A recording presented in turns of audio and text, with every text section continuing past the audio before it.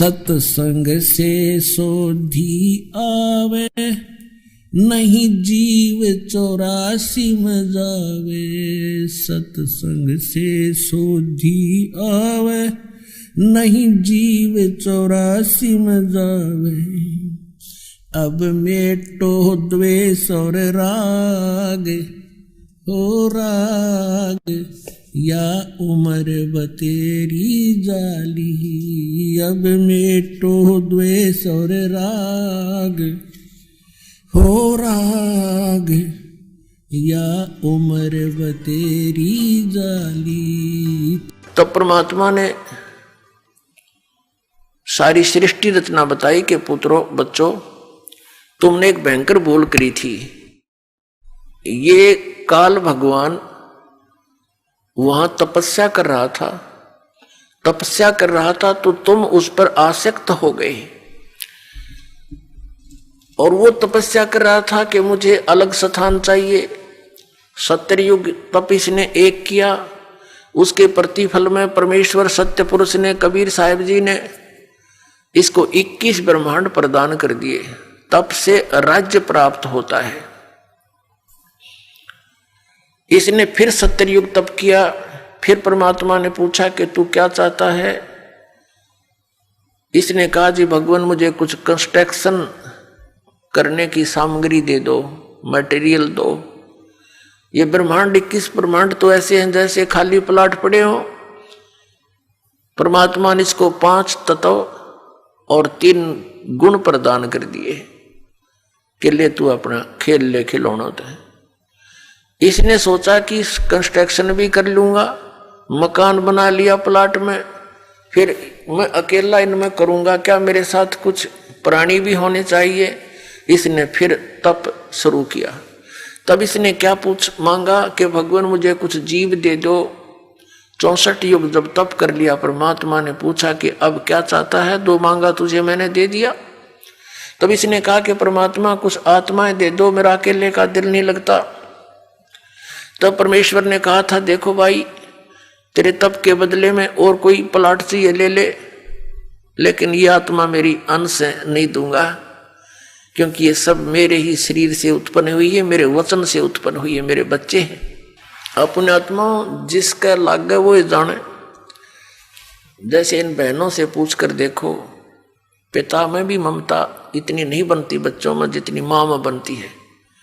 एक बहन को एक बच्चा हुआ,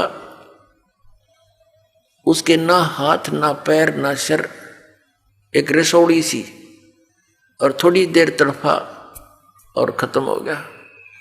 उसके लिए भी बुरी तरह रो रही है, टक्कर मार मार के, हाय मेरा बच्चा, हाय मेरा बच्चा। अब इसी प्रकार हम परमात्मा के बॉडी से निकले हैं, उसके वचन से।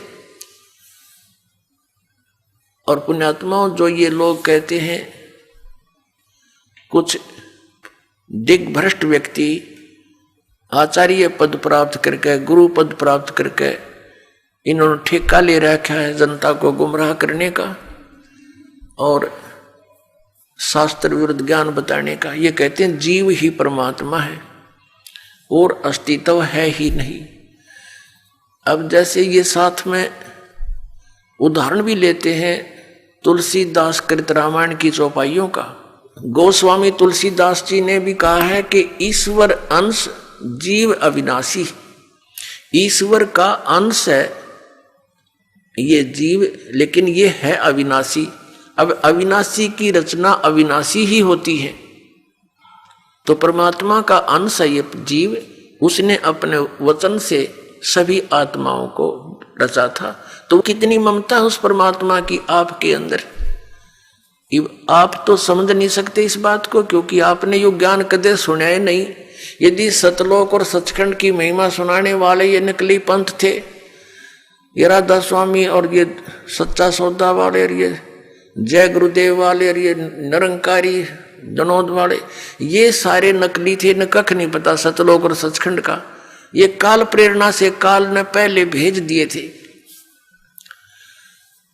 कि इतना रोड़े रड़ा दूं उस सतलोक और सचखंड के ज्ञान को कि कोई सच्चाई बताने वाला आवे सतलोक ते तो इनका पल्ला पड़ा ही नहीं, कुछ भी इनके गले उतरे नहीं। ये सारा सुनियोजित तरीके से इसी समय किया गया इस काल ने। ये दास ये इसका कंसेप्ट क्लियर करना चाहता है कि ये अब ये सारा अड़ंगा के ऊपर अड़ा दिया, कैसे अड़ गया, ये इतने पंथ बन गए और इतने श्रद्धालु उनके चिपक गए, कोई ज्ञान ना ध्यान उनका, क्योंकि ये काल प्रेरणा से और काल के प्रभाव से, मन काल है सबके अंदर और ये काल मन के रिपोर्ट से चलता है, ये मन काल के रिमोट से। और तो ये सब फटाफट वहां भेज दिए, वो धक्के मारन ये हंगे जावा उड़े और हम यहाँ पलका बिछाए बैठे हैं, सारी सुविधाएं देते हैं, यहाँ नौकर ना वहां के दे रहा है, वहां से भर ली जोड़ी तुमने। कोई 20 वर्ष धक्के खा के, कोई 30 वर्ष धक्के खा के नास्तिक होने के कागार पे पहुंच गया मानो।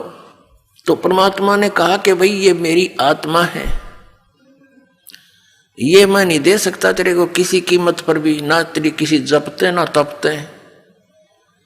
फिर मालिक को पता था कि हम उस लोक में रहने योग्य नहीं रहे थे। क्यों नहीं रहे थे? क्योंकि जब ये तपस्या कर रहा था ये एक पैर पे खड़ा था और हम इस पर आसक्त हो गए। ओह देख कितने दिन हो गए इसको यहाँ खड़े रहे, ओह, यानी हमारी इसके अंदर एक कसक बन गई, ये एक बुराई हमारे घर कर गई। हमने अपने पिता से, अपने मालिक से हृदय हटा दिया और इसके अंदर जोड़ दिया।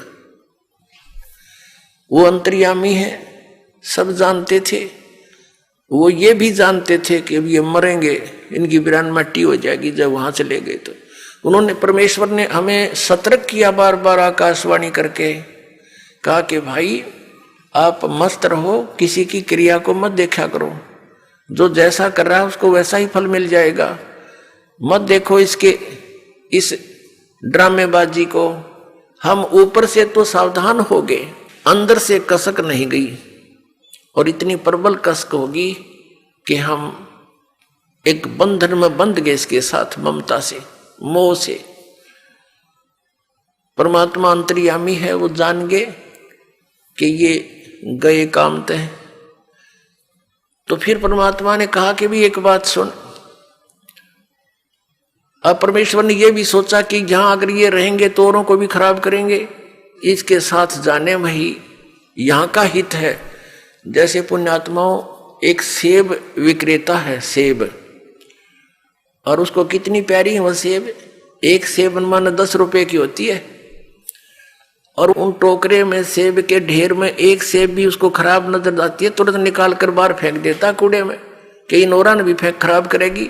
वो उसका शत्रु नहीं, लेकिन उसको पता है कि और घना नाश कर देगी या मेरा एक इसके ऊपर चिपक लालच करता रहा तो वो देर नहीं करता, उसको निकाल कर तुरंत बाहर कूड़े में फेंक देता, फिर उसको सूअर खाते हैं। तो परमात्मा के हम कितने प्यारे थे, लेकिन हम उस सेब की तरह खराब हो गए, तो हमारा वहां से निकालना अनिवार्य हो गया था। अब क्या हुआ कि इस काल ने जब ये कहा कि भगवान मुझे कुछ आत्मा दे दो, परमात्मा ने मना कर दिया। फिर कहा कि देखो एक शर्त पर दे सकता हूं, यदि कोई सब इच्छा से तेरे साथ जाना चाहता है तो मैं भेज दूंगा, वैसे मैं नहीं भेजूंगा। परमात्मा को पता था कि ये डटे भी ना डटे, ऐसी इनका चाव चढ़ रहा है, इसके साथ जाने का चाव लगा हुआ है, उमंग है, पता नहीं क्या लुटाएंगे वहां जाके। अपने आत्माओं, यही बीमारी हमारा लगी थी जो आज विद्यमान है। ये जैसे हीरो और हीरोइन, अभिनेता अभिनेत्री अपने पेट के लिए चटक मटक करते हैं सारा दिन हैं, और ये नौजवान बालक इतने आसक्त हो जाते हैं कि वो मेरा फेवरेट हीरो है, वो मेरी फेवरेट हीरोइन है, और लेना एक न देना दो इनका। उनसे क्या मिलेगा उन फेवरेटों से इनको? अब जैसे यहाँ बरवाला में आ जाए कोई हीरोइन या हीरो है, ये फिल्मी नेता अभिनेता, ये देखो नौजवान बच्चों को जिसने भी पता चलेगा वही रोटी खाता होगा, रोटी खाता छोड़ दे मैंने खाना, और फट दे भाग लेगा अपना व्हीकल या जो भी साधन उपलब्ध है, और वहां देखेगा 1 किलोमीटर दूर खड़े न मंच के ऊपर, अन्नो देखे जाएंगे वो खड़ा वो खड़ी, सारा दिन धक्के खा के वापस आ जा, कह दिया उस खड़े खड़ी ने तुम्हारे को। तो ये बीमारी हमारे सतलोक में लगी थी, इसके ऊपर हम आसक्त हो गए। वही एज इट इज आपके हृदय में आज भी वो वासना समाई हुई है। और इस काल ने वहां दुर्गा के साथ अकेली लड़की देखकर इसने उसके साथ बलात्कार करने की चेष्टा की थी। तो ये मन रूप में सब में विद्यमान हो गया। और यही दशा आज सभी प्राणियों की हो रही है कि 90% तो अवश्य इससे प्रभावित होते हैं। कुछ पुण्य आत्माएं हैं, वो अपना बहुत विचार करके अपने मन को रोक लेते हैं, वो अलग बात है। तो कहने का भाव यह कि जो ये बुराइयां हमारे घर की इस काल के कारण और जो वो ड्रामा हमने देखा उसके कारण हम इतने आसक्त हो गए।